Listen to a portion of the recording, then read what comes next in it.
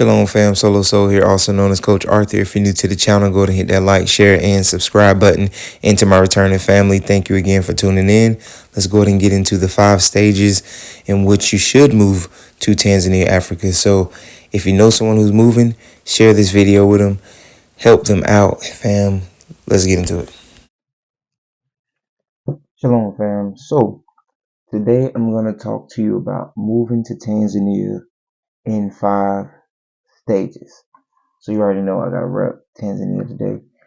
I feel like we have invested so much in Tanzania and we have really planted, roots there. And it's a beautiful thing. And I think that it's possible for other people to do it. But fam, I just think that it's so important that we do it in stages. I know I emphasized that before, but I'm going to tell you why I think that we should emphasize the stage method, because if we don't, we can't thrive. We can't do it the right way. So let's get into it. Stage 1, preparation and research. So that's year 1. So for an entire year, you're going to research the culture, laws, and language of Tanzania. So Swahili, habari za asubuhi, mambo vipi, get your greetings together, so you can greet people properly. Get that down, as you understand the country.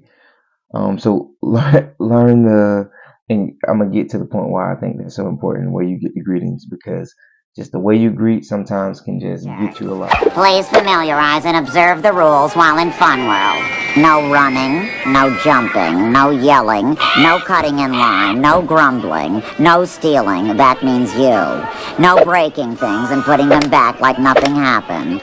No sad faces, bad attitudes, introspective moments, irritation at the mindless So in year 1, you're going to learn the culture and the customs, especially in your local area.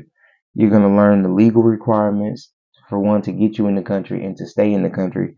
You're going to study Swahili. You can get Duolingo, or you can get a tutor. It's plenty of tutors online. It's like a whole network out there of teachers and tutors that can teach you Swahili, and you can get, at least be able to have a conversation, be able to purchase items, be able to negotiate, if you have to. So understanding the practices in certain local areas will help you get so much further, so you don't stick out like a sore thumb. You can really understand how you can make that transition a lot smoother. So a financial plan for saving. You need to have a separate account solely for saving, like for nothing else. You do nothing else with this account but put money in to help you save for an entire year. Because the startup cost, fam, can be crazy, astronomical. If we did not have the support group that we have right now, thanking the Most High Yahuwah for our support group. Because if we did not, me and my wife and my children would have been back in the West within the first 2 months of us being in Tanzania, because the startup cost was crazy.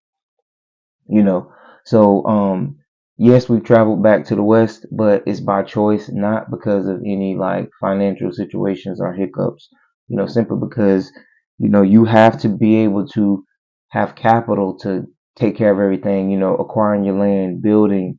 You have to start your business. You got to get your permitting. If you got a family, there's so many things that you have to pay for, and you have to include tipping people and just any crazy costs or crazy things that can come up. We'll get more into that in the next stages. So stage 2, network and building. This is year 2. So the first year, you've already prepared, you research, you got the language down, you know the laws, you understand the culture, you got your finances in order, you're ready. You and your family have been preparing. All right. So this is networking and building and making connections. So you're going to connect to Tanzanian communities that's locally and abroad. When I say abroad, that means Tanzanian communities are people who have investments in Tanzania. You can connect with them abroad. People who don't live in the country, but they have investments. I've met several people. I've met people from Britain, from Canada, from the Caribbean. They have traveled back and forth to Tanzania, and they have investments. They have properties. They have businesses in Tanzania, but they travel back and forth from the West. So I was invited to a really large community And it's crazy how it happened. I used the shipping company, and then after that, the owner of the shipping company made a connection with me, and it was a good connection. And I'm just thankful to the Most High Yah for that. That I can keep up with a lot of like local news and also news about different African countries. So that group is definitely valuable with keeping me updated. So you have to connect with the community locally and abroad. Again, fam, emphasize that.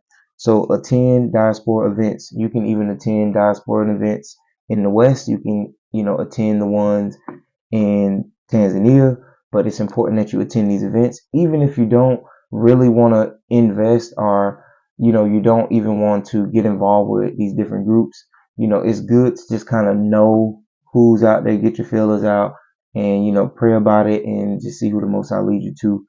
And then you can at least have some kind of network. A stranger within that gate. For 6 days the Most High Yah Elohim created heaven and earth and sea and all that's in is, and rested the seventh day. Wherefore he blessed the Sabbath day and hallowed it. Honor thy father and thy mother, that that days may belong upon the land that the Most High Yah Elohim has given thee. Thou should not murder. Thou should not commit adultery. Thou should not steal. Thou should not bear false witness against thy neighbor. Thou should not covet thy neighbor's house. Thou should not covet thy neighbor's wife, nor his manservant, nor his maidservant, nor his ox, nor his ass, nor anything that is thy neighbor. Brothers and sisters, honor thy father and thy mother, because today they here and the giant killers. So visit Tanzania for an extended stay. I got to put a star by that, so we're not talking about that later. So it's important that you visit Tanzania for an extended amount of time. That means from 2 to 3 months if you can. My first visit was 2 weeks originally, and then I extended it to 3 weeks. And I kind of wanted to just stay the entire month, but when you got a family, they ready for you to get back. So I couldn't really do that, but I would have loved to stay for 2 or 3 months.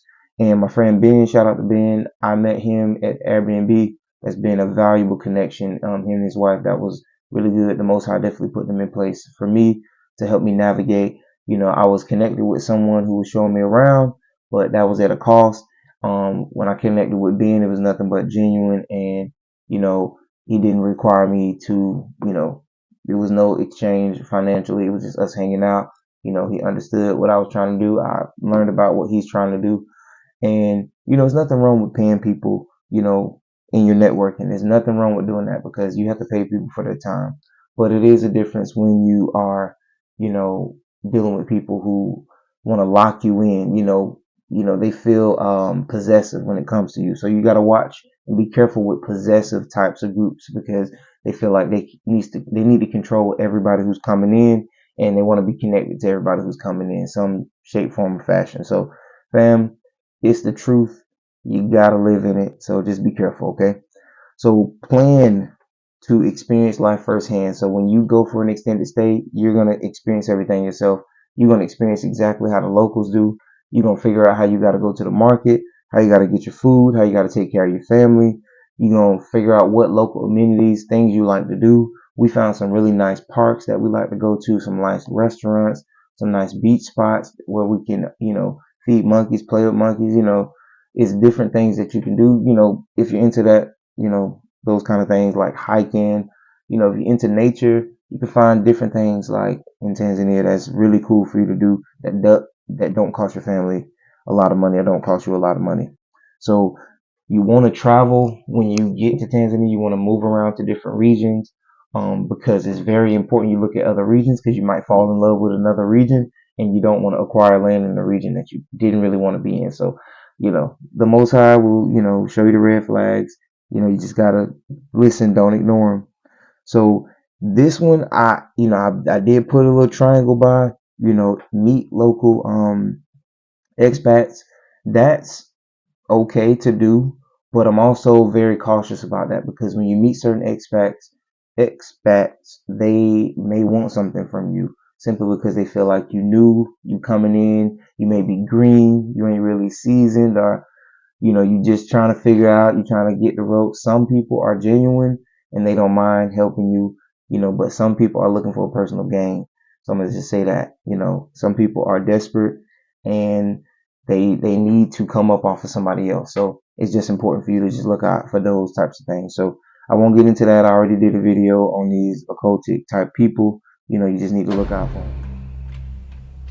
What's up? All right, this is the truth. You gotta live in. It's reality. We live in reality over here, not this fantasy. We're not gonna shoot you these dreams because we don't really have time for that. So, fam, it's important that you figure out how you're gonna do business, how you're gonna have a community with your family. If you have children, you got to figure out how your children are gonna operate and move. Is it anybody you can, any communities you can bring your kids around and you can feel, good about it and not have to worry about, issues or, things that you don't really want your kids around. But it's there when you get to Tanzania. Trust me, you just have to seek it out and you just have to be intentional when you do it. So, this is stage 3. Now, this is year 3. Now, we already, we studied for a year. We got the language. We got the preparation. We understand the laws. We know what we need to come into the country. Then we're going to network. Our network leads into our extended stay. So the way you network, you're going to stay for an extended amount of time. Figure out some people that you can kind of connect with and network with and, make some things happen. So that's what I tried to do last year is when I first tried to get there for that 3 weeks and network. I thought that's what I was doing, but really, the Most High was just giving me another big life lesson. You can't trust everybody. Everyone who look like you are, they're not looking for your best interest, and it's sad, but it's reality. Who's the one and only master? I am.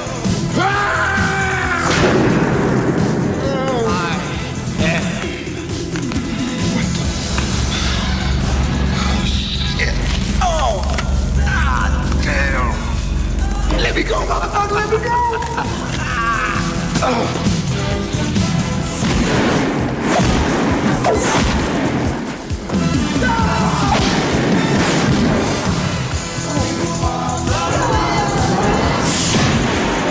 So, relocation planning. This is stage 3 again, fam.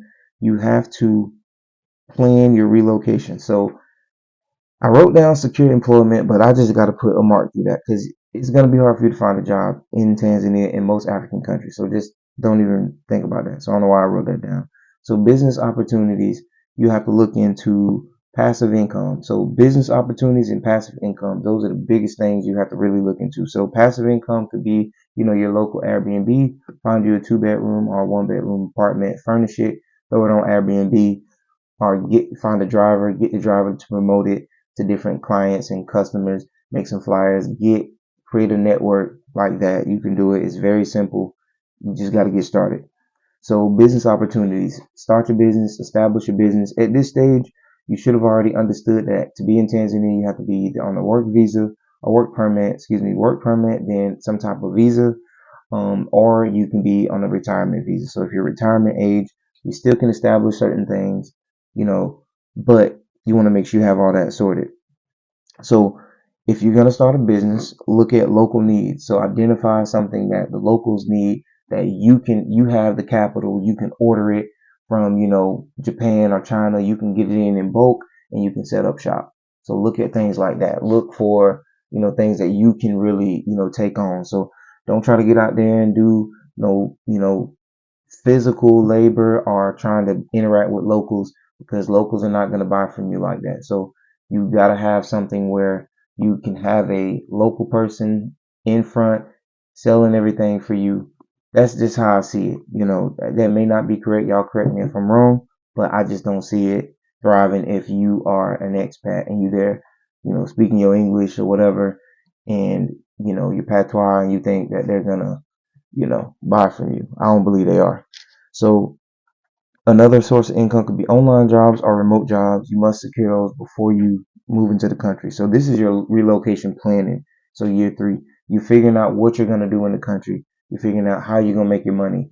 You got your savings, you got that, but your savings are not going to last that long. Savings are going to last, 6 to 8 months if you don't have income. Now, if you have income, your savings could last a lot longer. All right. So legal permitting and your immigration process. You're going to be working on that already. You're going to have a lawyer.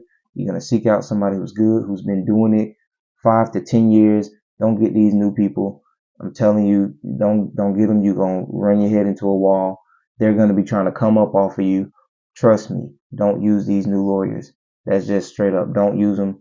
And I'm not knocking these new lawyers. You may meet one that's good, but I'm telling you what, I was told by a seasoned lawyer, when you use local lawyers, I mean, not local lawyers, excuse me, when you use the new lawyers, guess what? They're trying to come up off of you. So be careful, be cautious. I'm not saying that you can't, because we did and we were okay for the most part. Our pockets were not okay though. Pockets are hurting. Just tell you that right now. So you got to figure out your permit, your visa, your investor's permit, your resident permit, whatever you have situated. You speak to your lawyer about that. I'm not going to go into detail on those things. I did a video on visas. You can watch that video if you like.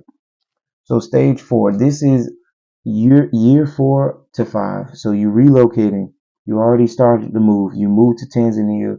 You're going to establish your roots. You may rent a house for the first couple months to a year until you acquire your land and until you build.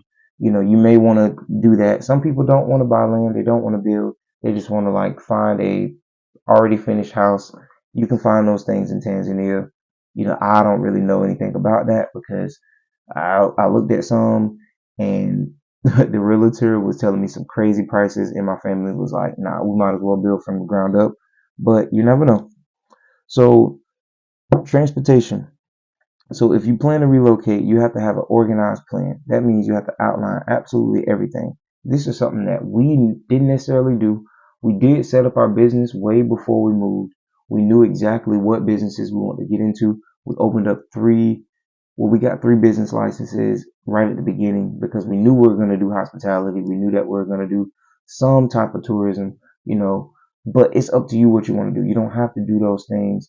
If you're going to do farming right away, you want to go ahead and get that license once you have your business set up. So you can get any business license once you have your business established and registered. You have your TIN number, you registered with umbrella and all those things. Speak to your lawyer because they have a whole plan that they can give you on how you need to set up your business. So that part is pretty straightforward. You can get it done fairly quickly. I think it takes like a week or a week and a half to get your business established and everything, as long as you pay your fees and stuff like that. So you get your bank set up. You can even set your bank up on your visit. All you need is your lawyer to do a letter, tell your intentions that you're coming in the country for. You plan to stay for an extended amount of time. You can open up a bank account to start putting funds into that bank account. So you want to make sure you have spiritual support. Now I would say you need to have that before you even get on the continent. Y'all already know that, fam. Don't get to the continent of Africa. Don't get to any country and not understand how you're going to be supported, spiritually. So you got the Most High Yahuwah. You can call on the Most High Yahuwah at any time. You keep the laws and commandments. You stay obedient. You repent. You fasting and you praying. You'll be good. You'll be fine. You just have to make sure you have some type of community of believers that, it can be 1 or 2 people that you fellowship with. Y'all can fellowship on Zoom. Y'all can fellowship, on WhatsApp, or y'all can meet up in person if it's possible in Tanzania. But you need to find some followers of the Most High. So trust me, you'll find them. You just got to be intentional once again. So next, you need to gradually scale back on any previous ties that you have in the West. So you want to sell assets. You want to sell your cars like we did. You want to like slowly shift responsibilities to other people if you have a business and if you have it set up before you leave to operate without you, you can get other people to take on some more responsibility so that you can be more focused on the country that you're in. See, I went through all that just to say, fam, it's so important to understand that the Most High got us. We just have to go ahead and believe that the Most High got us, and we don't have to rush to get into the country. We don't have to rush to move to Tanzania. We don't have to rush and buy land. It's so much land in Tanzania. You do not have to rush. Don't believe this gold rush mentality. People saying that is being stolen to get the gold and land and all this other stuff is disappearing. It's being acquired really quickly. Family, I can show you some pictures and videos of land that was $100 per acre. Trust me, fam. It's land in Tanzania. There's no need for you to run and rush, send your money to anybody. Come and see the land for yourself. Again, trust the process. Take your time, come and see the land yourself. $100 per acre. It was way outside of, the city center, way away from hospitals, and it wasn't the best. It wasn't the best situation for a new family to move that far off grid. But it is land in Tanzania. It's no need to rush. Don't rush. People will hand you land, and this was, shout out to my friend from the village because people will call you and want to sell you land. Once you put your feelers out there and tell people like, hey, I'm looking to buy land, trust me, you talk to the village chief, they're gonna rally up so many people that's gonna be calling your WhatsApp, texting you, inviting you out to see land, inviting you to their house. Trust me, it's people ready to sell you land. Don't listen to the hype. Don't fall for these schemes that is no land and the land is being sold quick and it's going up on prices, increasing. Like my brother Mr. Clyde say, listen, the only point that land will increase in value is when you come out there and you build as a diaspora. When you get out there and start building and developing that land, that's what raised the prices. Trust me, local people don't develop the land quick like that. They don't develop it very quick. It's over a span of years, like 5 years. I know my friend said it took them 7 years to build a house in Tanzania. So Mr. Cloud and Real, they can tell you it took them like less than a year though because they developed their land fairly quickly. And you can follow the channel Jamaican African Travels. They can show you from the beginning, from ground up with their entire shamba. You know, they went in a different direction, but because they lived in the country, they were able to build and take care, of everything that they needed. Now, when you're not living in the country and you're building, sometimes things can be a little bit slower. But fam, just try to do it in stages. I know we want to get there. Maybe someone in your family can move. Somebody who's not like really connected with a lot of things, and you can send them first, and then you can support them as they live in the country and set everything up for you and your family. But you can't just pull everybody together. I mean, it's almost not even possible to get everybody at the same time, but you can't expect to get in the country in the first year and thrive the way you need to, you're going to thrive. Not saying it's not possible. It is possible, but let's be realistic. The Most High can definitely make a way. And to be honest, if a lot of us make simple sacrifices financially, we could thrive easily there. Fam, I almost forgot. If you plan to repatriate to Tanzania, you can reach out to Jamaican African Travels. You can do your repatriate consultation with them. They can help you organize your plans. They can help you make the big move. If you want to acquire land, they can talk you through that process. They can help you step by step getting set up in the country of Tanzania. Move with some genuine people, fam. Trust me, these are the people that can help you organize your thoughts, give you a projection of some things that you'll be facing as far as cost and even some of the local issues that you may run into. So they have a repatriation ebook. You can reach out to them for that.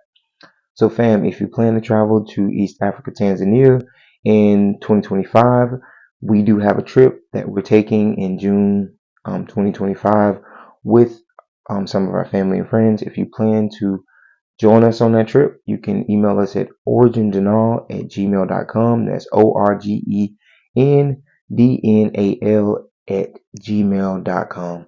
So fam, I just pray again that you all will. Trust me, you want to move in a manner of respect for yourself and your family. So you want to visit the country before you just jump out there and move. You want to see what is out there for you and your family, what opportunities, what regions will be good for you. So trust the process, but also trust the Most High first above all. So, y'all bless.